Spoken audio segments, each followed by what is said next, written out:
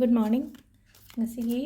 card ki message aapete yung minerals ko. Ngasi se irai shure ko. Irai se karamba color blue, light blue gumba kay gumba set pi bayai ko. Irai no mix hai. Do aham baja card ki message ye ngasi kai hai ke kai energy kai lege hai bu ko ngasi ki no mix gi. Lege hum katang lo thok jara ge ko. Card 1 2 3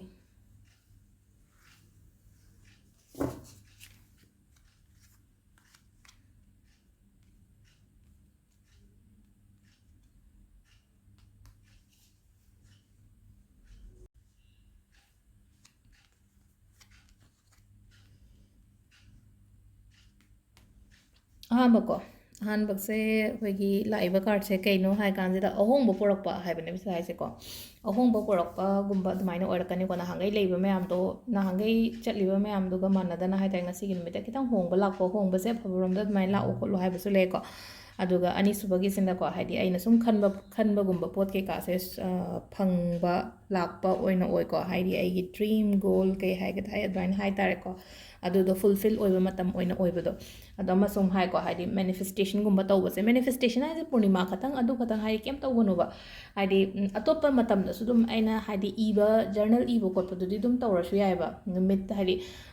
portal पूर्णिमा दंग नतबिदा को अखोइना नुक्तिगी money manifestations काइना हाइरसिने को हाइदि chanting तौबा नत्रगा आइना इयो काइना हाइबदो अदुम ma'am तो तौबीबे को अदो साइना हाइदि से मैनिफेस्टेशन गुंबा तौबीबा हाइ तारे को अदगी इरगा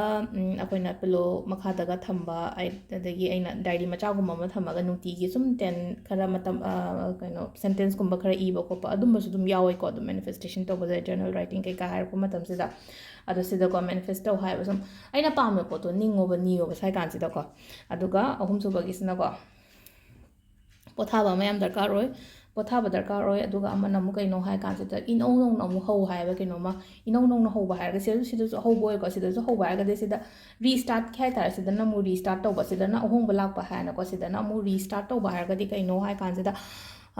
पोचे लोइरे को लोइरे हाइरागा तोथोकनोबा हाइदि ऐसे अमुक्का स्टार्ट तौगे काइनागा खनबा हाइ तारे को नुआइतबा गुंबा दाइन लेरेगा दि को हाइदि नुआइतबा दुदा येंगागा खनजलगा लेगनोबा आइना ngasai फेसबुक ता युक्ता पोस्ट अमा तौगिमने को हाइदि आइजु जुम थेंगनादना आइना मु कॉपी तौरगा दाइना पोस्ट तौगिमने दुदा हाइना थोंगजे हाइदि if one door will close हाइना को सिदा हाइना को हाइदि one door will close हाइदि another will open नत्रगा हाइदि another 5 will open and हाइ तारे को अमा लोंझंगदि अनि हांदोरकपा मंगा हांदोरकपा दाइना अदो कोइ वाखनजे ngasai लोंझंगिबा फट्रिबा हाइदि अइगोंद चटख्रबा नुआइत्रिबदो अदुदा दुम खल्लगा लेबदो दुम लेगलिना को ngasai gi opportunities ama mamangda laito हाइदि उदबदो मगा अदुदो अदु उब तमसेबा हाइदि फट्टबा हाइ तारे को फट्टबा एक्सपीरियंस पास एक्सपीरियंस दोम उंझलगा लेबसे अखोइगी मियोबगी दुम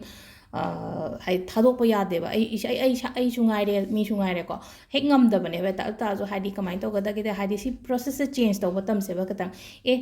सीसे याद्रा हाइमने हाइदि अमा हांदोरैसे नत्रगा अमा कनो तोइसे सिदा ओइना चटकिको नत्रगा हाइदि